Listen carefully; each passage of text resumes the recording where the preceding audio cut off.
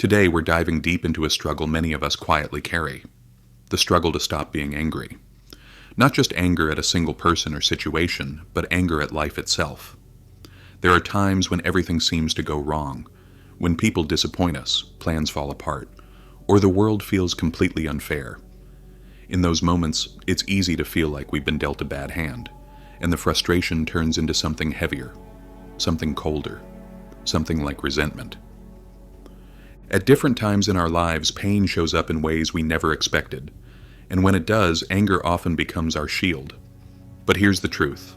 Anger is not a permanent part of you. It's a passing emotion. Powerful, yes, but not unshakable. What truly matters is how we choose to respond to it. Will we let it rule our days, shape our decisions, and poison our peace? Or will we step back, breathe, and reclaim control over our inner world? Stoicism doesn't promise a life without difficulty. What it does promise is strength. The kind of strength that comes from self-awareness, clarity, and discipline.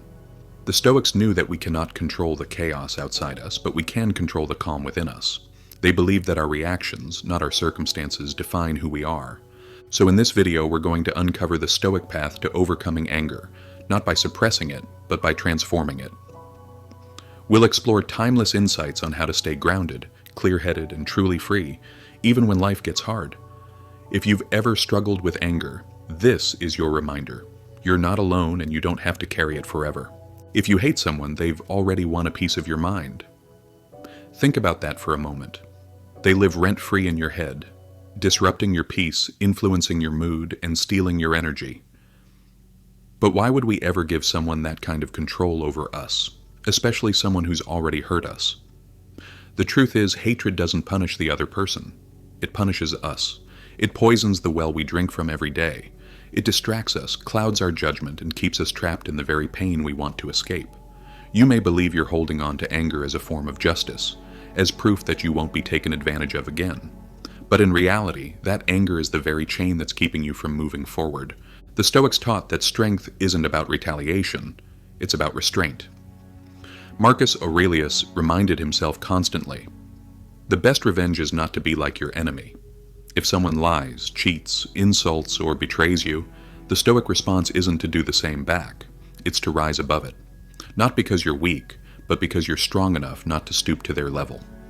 You're strong enough to recognize that you're not responsible for other people's behavior, only for your own. When you hate someone, you're constantly reacting to them, and that means they still have power over your emotions. But when you learn to let go, not ignore, not forget, but release, that's when real freedom begins. Ask yourself, how much of your life has been drained by holding on to someone who doesn't even think about you anymore? How many hours have you replayed conversations in your mind, imagining what you could have said differently? How much of your present have you lost to a memory that no longer serves you? The mind, when fueled by anger, becomes a prison of what-ifs and should-haves, and no one can set you free but you.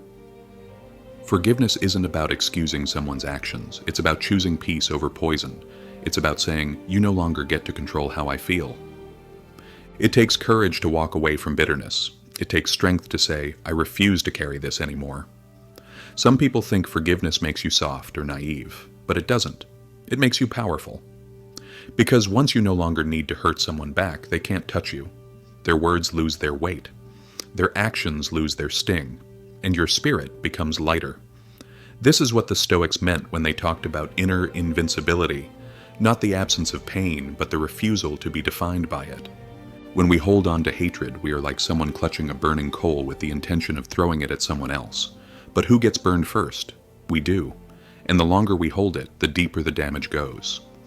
It's not just emotional, it becomes physical, mental, even spiritual. Resentment twists the way we see the world. It makes us defensive, suspicious, and unable to fully experience the joy of now. That's the cost, and it's a heavy one. So when you ask yourself, do I really want to let this go?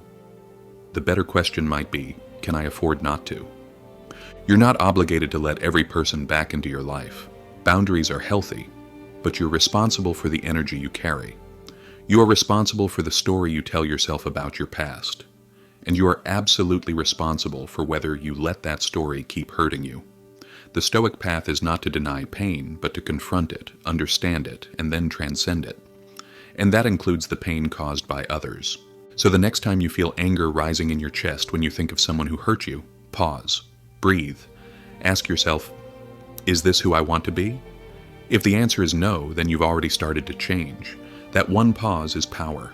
That breath is the first crack in the armor of rage, and through that crack, light begins to pour in. When you react out of anger, you're not leading your life. You're being led by emotion. And emotions, while powerful, are temporary. They're like storms. They come quickly, they make a lot of noise, and if you don't anchor yourself, they can carry you somewhere you never meant to go. The Stoics understood that acting in anger is often the first step toward regret. When we let ourselves be consumed by it, we stop thinking clearly. We lash out, we speak recklessly, and then we're left with the consequences. Words we can't take back, decisions we wish we could reverse, damage we didn't mean to cause. It's like lighting a fire in your own home just to warm up for a minute, and by the time you realize what you've done, it's already too late. So what does real strength look like?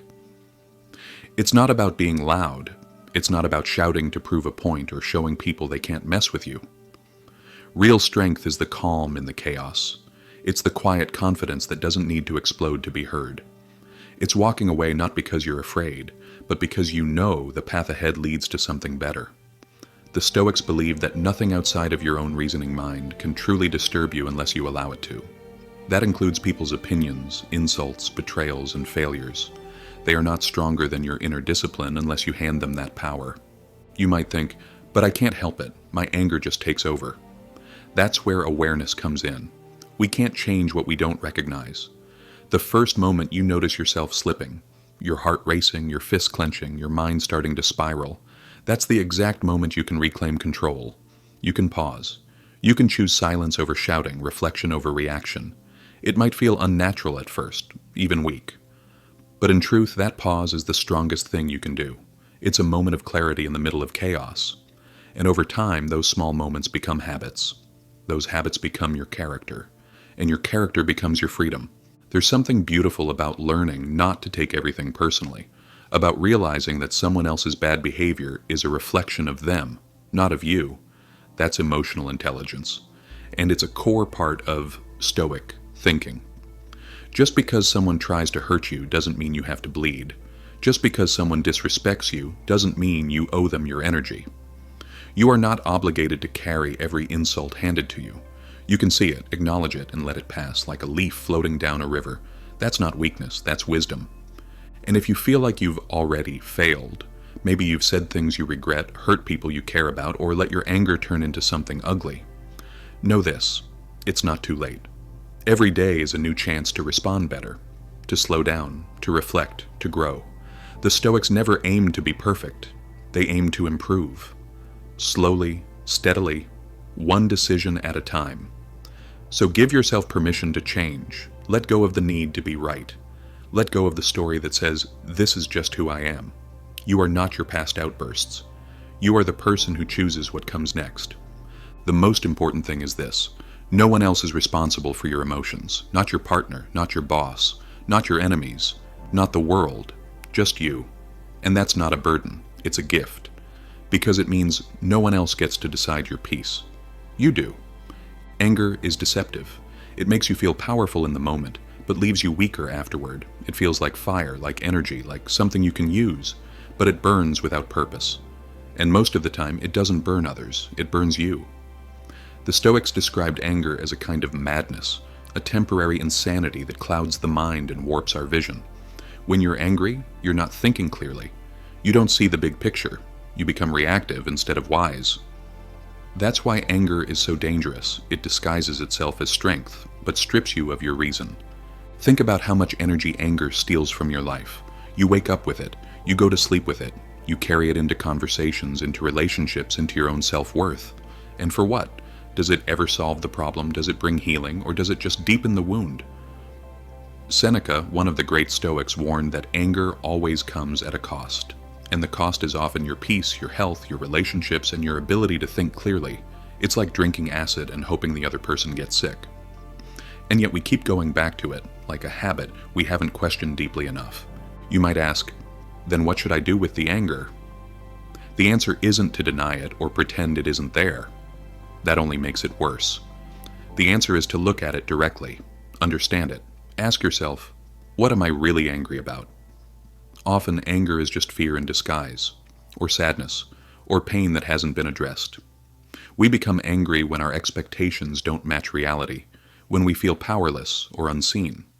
But when we bring awareness to that anger, we take the first step toward freedom, because once you understand what you're feeling, you can start to move through it instead of getting stuck in it. There's a quote that says, "You lose 60 seconds of peace for every minute you spend angry." It sounds simple, even cliché, but it's painfully true. Anger robs you of your ability to be present. And when you're not present, you miss the beauty that's happening all around you. The people who care about you, the small victories, the chance to grow. You become blind to it all, focused only on what hurt you, what went wrong, what you wish you could control. But here's the reality, you can't control everything. And trying to do so will only make the anger worse. So instead, focus on what you can control. Your breath, your words, your choices, your boundaries. That's where your power is. When you stop trying to change the past and instead start shaping the present, you'll begin to feel something you might not have felt in a long time. Peace. Not because life is perfect, but because you no longer need it to be. You've accepted what is and chosen to rise anyway. The Stoics would say that anger is like a spark that can burn down an entire life if you don't catch it early. But if you do catch it, if you learn to pause, to breathe, to think, you can use that same fire to illuminate the darkness within you. You can use it to become stronger, wiser, and more compassionate. Anger doesn't have to be your enemy. It can be your teacher, but only if you're willing to listen.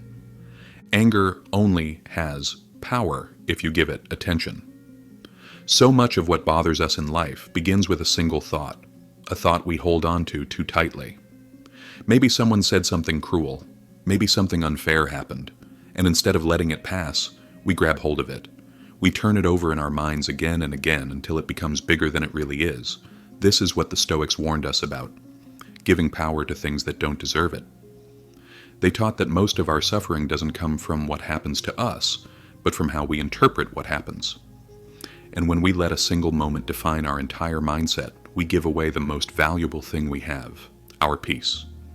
The Stoics believed in a practice called detachment, not detachment from people or life, but from the illusion of control, from the belief that things should always go our way. When we expect perfection from the world, we are setting ourselves up to be angry. But when we accept that life is unpredictable, that people are flawed, and that hardship is a natural part of the human experience, we create room for peace. We stop clinging to the fantasy of how things should be and start working with how things are. And that's where strength is born, not from resisting reality, but from embracing it fully and choosing how we respond.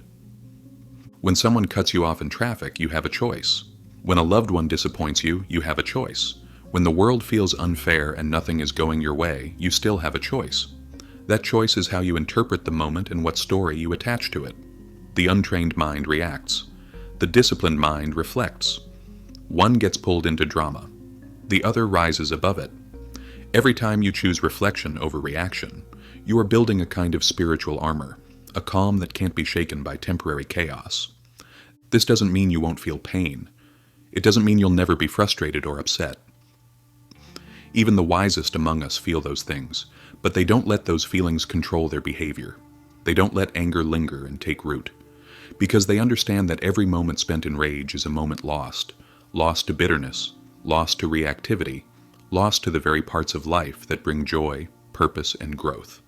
There's a difference between noticing anger and being consumed by it, and that difference is awareness. When you become aware that you're angry, you create a space between the emotion and your response. That space is where wisdom lives. That space is where you can take a breath, ask yourself what really matters, and choose a better way forward. Over time, that pause becomes your practice, and that practice becomes your peace. You are not the first person to be wronged. You are not the first to feel betrayed, forgotten, or judged. But you can be one of the few who learns how to carry that pain without becoming bitter. One of the few who turns suffering into self-mastery. The Stoics didn't teach detachment because they lacked emotion. They taught it because they understood emotion deeply. They knew that peace isn't found by changing the world, but by changing how we see it. and anger loses its grip the moment we decide to stop feeding it. So the next time something threatens to throw you off course, don't fight it blindly. Don't react without thought. Instead, pause. Ask yourself, will this matter a week from now? A year from now? Is this worth my energy, my attention, my peace? Most of the time, the answer is no. And in that quiet no, you'll find something rare in today's world: stillness, control, and the kind of strength that can't be taken from you. Anger is rarely just anger. So often it's a disguise. Beneath the surface of our rage is something much more vulnerable: sadness, fear, betrayal, shame. It's easier to be angry than to admit we're hurt. Anger makes us feel strong, while sadness makes us feel exposed. But here's what the Stoics understood long before modern psychology confirmed it. The emotion we show isn't always the one we're truly feeling. And until we're brave enough to confront the real wound, we'll keep trying to fight shadows. Maybe you're angry at someone who left. Maybe you're furious at the world for not seeing you. Maybe you're enraged by your own mistakes, the opportunities you missed, the relationships you ruined, the chances you didn't take. That anger is real. But it's not the root. The root is the belief that you weren't enough, that life let you down, that you lost something you can never get back. And the longer you avoid facing that truth, the louder the anger becomes. But once you stop running from it, once you sit with the pain and ask it what it's really trying to teach you, that's when healing begins. The Stoics didn't teach us to suppress emotion. They taught us to examine it. They didn't fear pain. They turned toward it with open eyes and an open heart, because pain is part of life. But suffering, especially the kind we create through denial and avoidance, is optional. And so many of us are suffering unnecessarily, not because of what happened to us, but because we won't look beneath the anger. Because we haven't learned to say, I'm not just angry, I'm heartbroken, I'm scared, I'm grieving. And it's in that honesty that transformation begins. There's nothing weak about acknowledging you're hurt. In fact, it's one of the strongest things you can do. It takes courage to sit alone in silence and admit to yourself what you're really feeling. But that's where the Stoic path starts, not with pretending to be untouchable, but with choosing not to let your wounds define you. You can feel everything fully and still choose not to be consumed by it. You can feel pain and still walk in peace. That is the highest form of strength.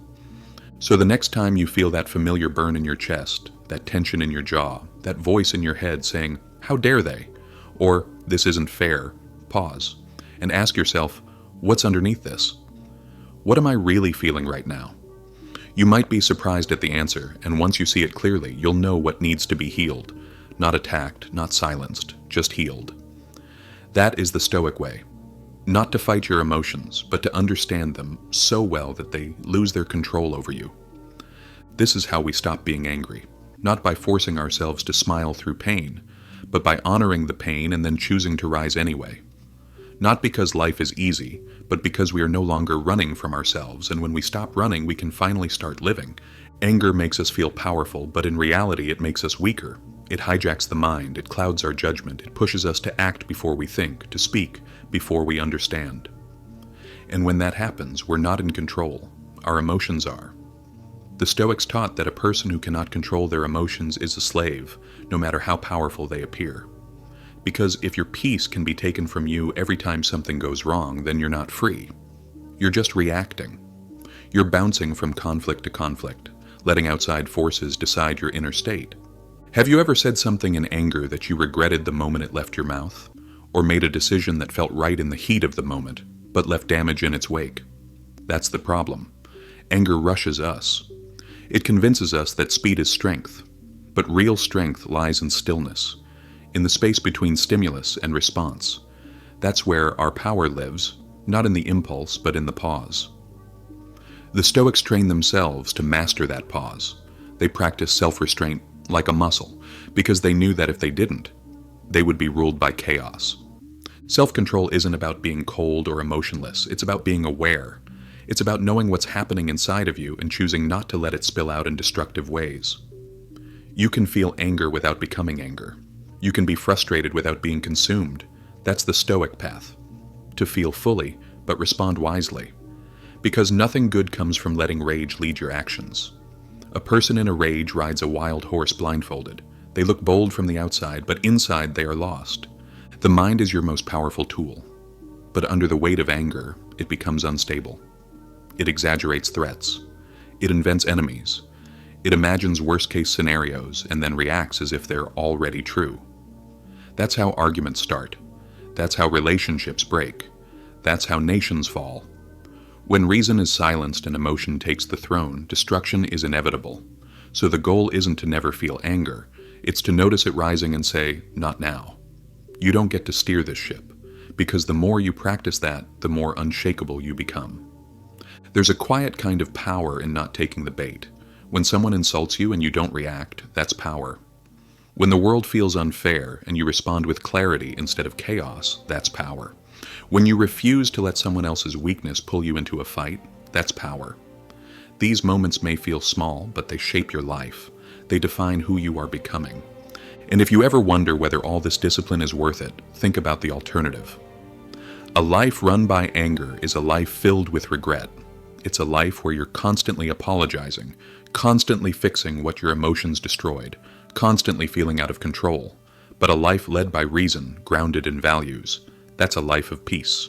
Not because everything is perfect, but because you are no longer at war with yourself. So when the moment comes, and it always does, when the tension builds and your first instinct is to lash out, stop. Breathe. Remember who you are. You are not your anger. You are not your past. You are not your impulse. You are the one who chooses. And in that choice lies your greatest strength. Forgiveness is not about them. It's about you. It's not a gift you give to someone who wronged you. It's the gift you give yourself so you can finally breathe again. So you can sleep without replaying that conversation for the 100th time. So you can stop carrying the weight of a past that no longer serves you. The Stoics understood this better than most. They didn't forgive because they were naive. They forgave because they valued peace more than pride. They knew that holding on to pain doesn't punish the person who caused it. It punishes you. You're not letting them off the hook. You're just unhooking yourself from their story, their actions, their failures, their cruelty. It belongs to them. It's not yours to carry. You don't need to hold on to it to prove a point. You don't need to keep suffering to validate your pain. Your peace is not a courtroom. You don't need a verdict to move on. Forgiveness, in the Stoic sense, is about clarity. It's about saying, I see what happened, I acknowledge the wound, but I will no longer let it define who I am. That is strength. That is self-mastery. Compassion is the antidote to anger, not because others always deserve it, but because you do. You deserve the freedom that comes with softening your heart, not because you're weak, but because you're wise enough to see what really matters. Hating someone, resenting them, wishing for revenge, it keeps you stuck in a loop of pain. But when you shift from hatred to compassion, everything changes. You start seeing that most people who hurt others are themselves hurting. They lash out because they haven't dealt with their own pain. That doesn't excuse their actions, but it helps you release the need to carry their darkness inside of you. There's a Stoic practice of imagining the worst someone can do to you and rehearsing how you'll respond with dignity and composure. Not because you're cold, but because you're clear. You've already decided that no matter what happens outside of you, your inner world stays intact. You've trained your mind not to be shaken by the storms of others. And when you've reached that place where nothing someone says or does can pull you out of your peace, you are finally free. It takes practice. You might slip. You might feel anger return in waves. But each time you return to forgiveness, each time you step away from retaliation and return to calm, you build resilience. You train your nervous system to stay still in the face of noise. You train your mind to see people not as enemies, but as imperfect humans stumbling through life, just like you. And you train your soul to choose peace not because it's easy, but because it's worth it. The most powerful revenge is no revenge. It's living a life so grounded, so whole, that their actions no longer matter. That you can walk into a room where they are, smile without effort, and feel absolutely nothing. Not numbness, but freedom. That's the Stoic goal. Not to erase the pain, but to rise above it. To let it teach you what it must, and then leave it behind like an old coat you no longer need.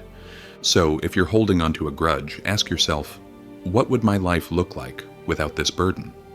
Who would I be without this weight? And know that you can begin releasing it today, not all at once, but piece by piece. Forgiveness is not a destination. It's a decision you make every time anger tries to drag you back down. You choose to rise instead. Not because it's easy, but because it's who you've decided to become.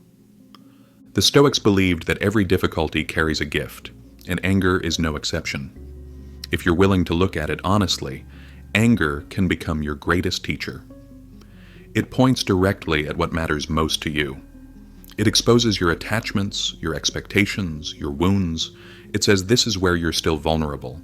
This is where you still have work to do. Most people run from that message. They bury it under distractions, explode with blame, or wall themselves off with pride. But the Stoic chooses a different path. The Stoic listens. What made you angry might not even be the problem. The real question is, why did it make you angry? Was it because you were caught off guard? Because someone shattered a belief you held tightly? Because deep down you wanted control over something you were never meant to control? These questions aren't always easy to answer, but they lead to freedom.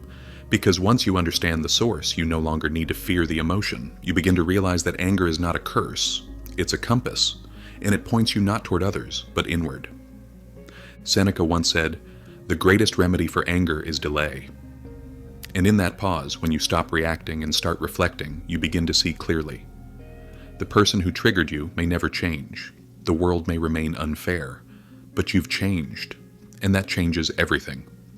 Anger loses its grip when you stop expecting life to be easy, or people to always be kind, or plans to always work out. You begin to find peace not by fixing everything outside of you, but by strengthening what's inside of you. Think of a fire. Anger is like a flame without direction. Uncontrolled, it burns everything around it. But if you learn to focus it, that fire becomes purpose. It becomes conviction. It becomes a refusal to let the world make you small. It becomes fuel for discipline, for compassion, for growth. The Stoics didn't avoid difficulty, they embraced it. They believed that hardship was the training ground for greatness. And every time you feel that rise of anger and choose reflection instead of reaction, you are training. You are becoming stronger. You can turn your worst moments into your greatest wisdom. That betrayal you faced, that could be what teaches you how to trust yourself. That insult that once shattered your confidence, that might become the moment you decided to build your self-worth from the inside out. That failure that left you frustrated, that might be the very lesson that leads to your future success. It's not what happens that defines us. It's what we choose to do with it. This is why the Stoics practiced hardship on purpose. They imagined losing what they loved, being insulted, facing disaster, not to feel fear, but to prepare. Because when you've trained your mind to stay calm in imagined storms, you're much more capable when the real ones arrive. You're no longer at the mercy of life's chaos. You're centered, clear, unmoved. You'll still feel anger, that's human. But you'll stop being surprised by it. You'll stop letting it hijack your life. You'll start using it, watching it, learning from it. And slowly, without even noticing, you'll start to transform. You'll become the person who walks through fire without burning. The one who doesn't need revenge to feel powerful. The one who is deeply rooted, deeply aware, and deeply free. Peace isn't something you stumble upon by accident. It's something you build, moment by moment, choice by choice. And the cornerstone of that peace is how you handle anger. Because once you stop letting every offense shake you, once you stop needing to react to every insult or disappointment, you become untouchable in the best way possible. Not cold, not disconnected, but free. And freedom, in the Stoic world, is not about external conditions. It's about the inner life. It's about choosing calm when the world expects rage, choosing stillness when chaos knocks on your door. Imagine being the kind of person who can walk away from provocation without bitterness, who can hear criticism without needing to prove themselves, who can sit with discomfort without rushing to blame. That's not weakness, it's wisdom. That's not giving up, it's rising above. You don't need the last word. You don't need to win every argument. You don't need to defend yourself against every attack. Because your peace is not on trial. It's yours. You've earned it. And the more you protect it, the less anger will even feel familiar. There's a moment after the storm is past when you look back and realize it wasn't the person or the problem that had power over you. It was your attachment to being right, to being in control, to being seen. Letting go doesn't mean surrendering your values. It means releasing your grip on things you were never meant to carry. It means recognizing that serenity is not something given to you. It's something you claim when you stop fighting battles that don't need to be fought. The Stoics believed that peace comes from alignment. when your thoughts, your values, and your actions are in harmony. Anger throws everything out of alignment. It pulls you into ego. It convinces you that you must dominate or be dominated. But when you release that lie, something beautiful begins to happen. You start living with intention.